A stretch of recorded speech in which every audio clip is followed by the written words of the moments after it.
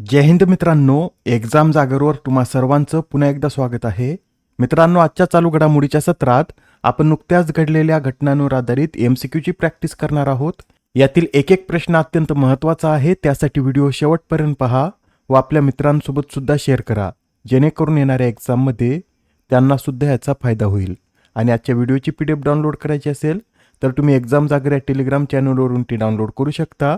आजची PDF संध्याकाळी 6 वाजता उपलब्ध होईल. चला तर आपण आजच्या सत्राला सुरुवात करूया. पहिला प्रश्न पहा. डेन्मार्कमध्ये आयोजित 2026च्या थॉमस कपचं विजेतेपद कोणत्या देशाने पटकावले? या प्रश्नाचं उत्तर आहे पर्याय क्रमांक 2 म्हणजे चीन या देशाने या थॉमस कपचं विजेतेपद पटकावलं आहे. या स्पर्धेच्या अंतिम सामन्यात चीनने फ्रान्सला हरवून 12व्यांदा थॉमस कपचं विजेतेपद पटकावलं आहे. मित्रांनो, फ्रान्स या देशाचा संघ पहिल्यांदाच या स्पर्धेतील अंतिम सामन्यात पोहोचला होता, पण तेथे त्यांना चीनद्वारे पराभूत होऊन उपविजेतेपदावर समाधान मानावं लागलं आहे. बरं, यंदा या स्पर्धेची कितवी आवृत्ती होती? तर यंदा या स्पर्धेची ही 34वी आवृत्ती होती व ही स्पर्धा दर 2 वर्षांनी आयोजित केली जाते. व थॉमस कपचं वैशिष्ट्य म्हणजे यात फक्त पुरुष सहभागी असतात. व ही स्पर्धा कोणत्या खेळाशी संबंधित आहे? तर बॅडमिंटन या खेळाशी थॉमस कप संबंधित आहे. पुरुषांसाठी जसा थॉमस कप असतो तसंच महिलांसाठी उबेर कपचं आयोजन केलं जातं. यंदा उबेर कपची 31वी आवृत्ती होती. याचं आयोजन सुद्धा डेन्मार्कमध्येच करण्यात आलं होतं. व या उबेर कपचं विजेतेपद कोणी पटकावलं?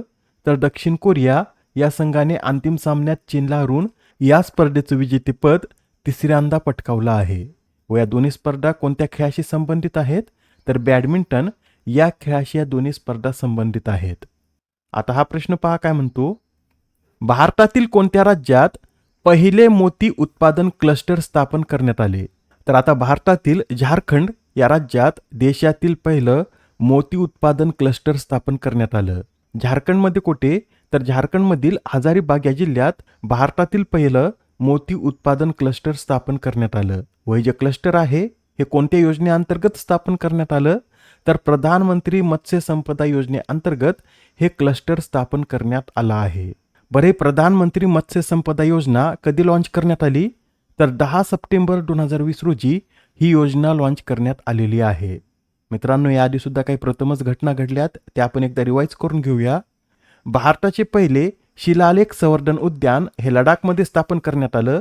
देशातील पहिले प्रगत 3D semiconductor packaging unit Odisha.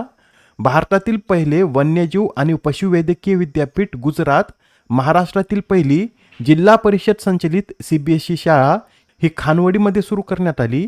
भारताचा पहिला क्वांटम कॉम्प्युटर आंध्र प्रदेश. देशातील पहिले LPG ATM गुरुग्राम.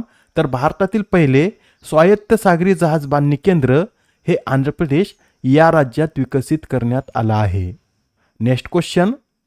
भारतातील कापूस उत्पादकता वाढवण्यासाठी आणि शेतकऱ्यांचे उत्पन्न दुप्पट करण्यासाठी कोणते अभियान सुरू करण्यात आले? तर आता भारतातील कापूस उत्पादकता वाढवण्यासाठी आणि शेतकऱ्यांचे उत्पन्न दुप्पट करण्यासाठी कापूस क्रांती हे अभियान सुरू करण्यात आलं आहे. या अभियानासाठी जवळपास 6000 कोटी रुपयांची तरतूद करण्यात आली असून हे अभियान 2026-27 ते 2030-31 या 5 वर्षाच्या कालावधीसाठी राबवण्यात येईल. याचं मुख्य उद्दिष्ट काय? तर 2026-27 पर्यंत कापूस उत्पादन 498 लाख गाठीपर्यंत नेणे याचं मुख्य उद्दिष्ट आहे. या मिशनमुळे देशातील सुमारे 32 लाख कापूस उत्पादक शेतकऱ्यांना थेट फायदा होईल. आता हा प्रश्न पहा काय म्हणतो. कोणत्या संस्थेद्वारे वाढी हा कार्यक्रम राबवण्यात येत आहे? तर हा जो वाढी कार्यक्रम आहे हा नाबार्डद्वारे राबवण्यात येतो. या वाढी कार्यक्रमाविषयी सांगायचं झालं तर नाबार्डद्वारे वाढी कार्यक्रम हा आदिवासी आणि लहान शेतकऱ्यांच्या शाश्वत विकासासाठी राबवण्यात येतो व हा विशेषतः फळबाग लागवडीवर आधारित एक अत्यंत महत्त्वाचा उपजीविका विकास कार्यक्रम आहे. वाढी म्हणजे साधारणपणे 1 ते 2 एकर क्षेत्रावर फळझाडांची लागवड करणे. व याची उद्दिष्ट काय आहेत?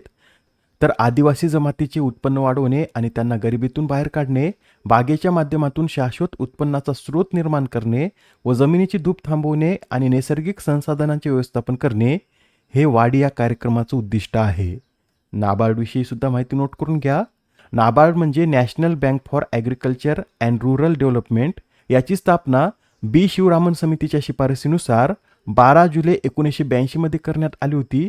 याचं मुख्यालय मुंबई येथे आहे व सध्याचे अध्यक्ष के.व्ही. शहाजी हे आहेत. नेक्स्ट क्वेश्चन, कोणता देश हा युरोपियन पॉलिटिकल कम्युनिटी शिखर परिषदेत सामील होणारा पहिला गैर युरोपियन देश ठरला आहे? या प्रश्नाचं उत्तर आहे पर्याय क्रमांक 3 म्हणजेच कॅनडा हा युरोपियन पॉलिटिकल कम्युनिटी शिखर परिषदेत सामील होणारा पहिला गैर युरोपियन देश ठरला आहे. अलीकडेची शिखर परिषद आर्मेनियाची राजधानी एरेवान येथे आयोजित करण्यात आली होती व यात कॅनडाचे पंतप्रधान मार्क कार्नी हे उपस्थित होते.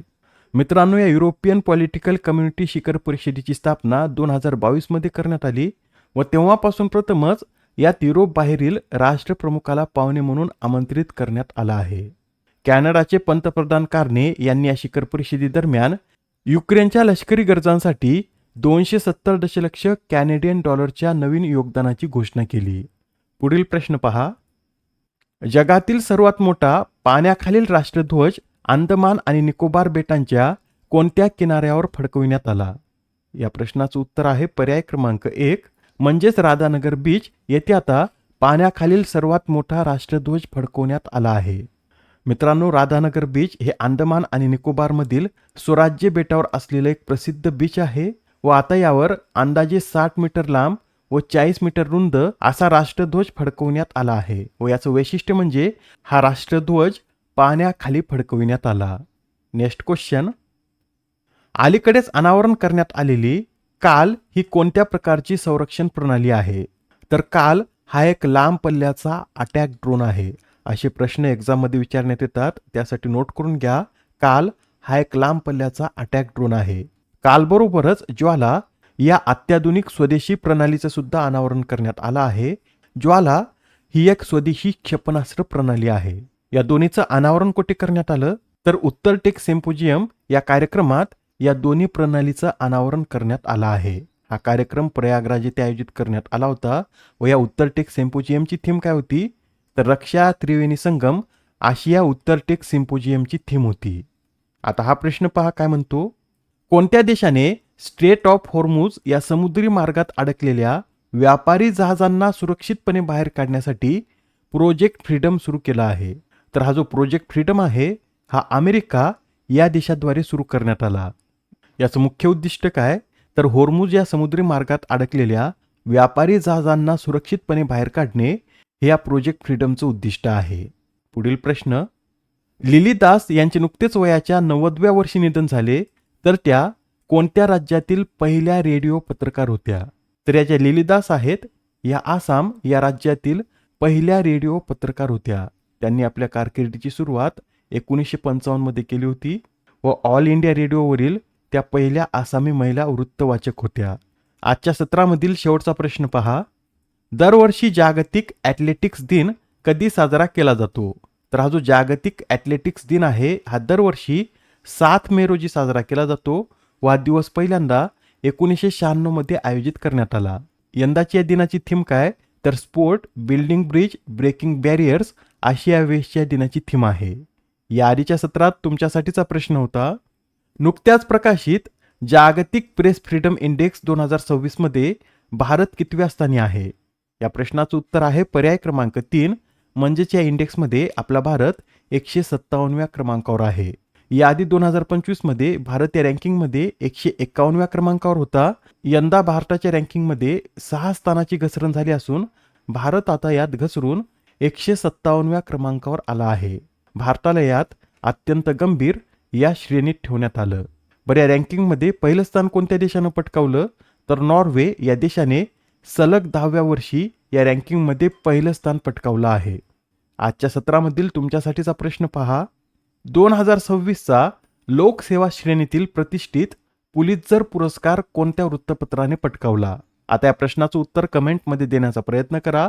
उत्तर चुकलं तरी काय हरकत नाही, कारण ज्यावेळेस तुम्हाला या प्रश्नाचं योग्य उत्तर माहीत होतं त्यावेळेस हा प्रश्न तुमच्या दीर्घ काळापर्यंत लक्षात राहतो. तर आता पुढच्या सत्रात पुन्हा भेटूया. धन्यवाद.